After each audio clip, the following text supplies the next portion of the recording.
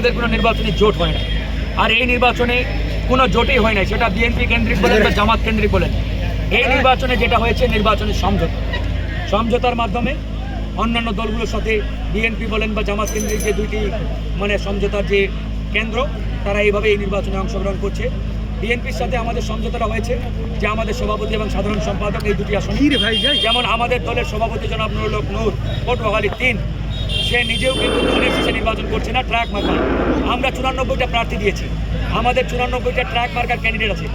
সুতরাং বিএনপির সাথে আমাদের জোট হয় নাই, নির্বাচনী সমঝোতা হয়েছে দুটি আসনে। বাকিগুলোতে আমাদের ট্রাক মার্কার প্রার্থী রয়েছে 94টি আসনে, 196টি আসনে আমরা প্রার্থী দিই।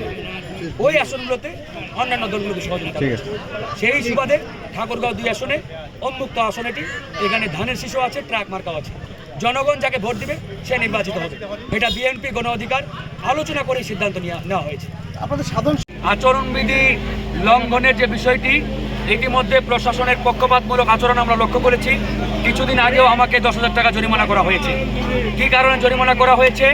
গত 2 বছর আগে শুভেচ্ছা পোস্টার লাগানো হয়েছিল, কিন্তু আমি যখন বিভিন্ন এলাকায় ঘুরি আমি দেখতে পাই বিভিন্ন মার্কার প্রার্থীরা ভোট চেয়ে রঙিন পোস্টার ব্যানার কিন্তু ঝুলানো আছে। আমি নির্বাহী ম্যাজিস্ট্রেটকে এরকম অসংখ্য ডকুমেন্টস প্রমাণ দিয়েছি, কিন্তু তারা অ্যাকশন এখন পর্যন্ত নেয় নাই। তার মানে এখান থেকে পরিষ্কার বর্তমান প্রশাসন পক্ষপাতমূলক আচরণ করছে। আর নির্বাচনী যে পরিবেশ, এটার কথা যদি বলতে হয়, এখন পর্যন্ত পরিবেশ তুলনামূলক ভালো। অন্যান্য প্রার্থীদের পক্ষ থেকে সেরকম হুমকি ধামকি আসে নাই, তবে বিএনপির পক্ষ থেকে আমাদেরকে একটা হুমকি দেওয়া হয়েছিল। পরে আমি কথা বলেছি, তারা দুঃখ প্রকাশ করেছে এবং আমি বলেছি যে এখানে হুমকি ধামকি এসব চলবে না ভাই। জনগণ যাকে ভোট দেবে সে নির্বাচিত হবে, পার্লামেন্টে যাবে। আর আমি ফারুক হাসান বানের জলে ভেসে আসি নাই।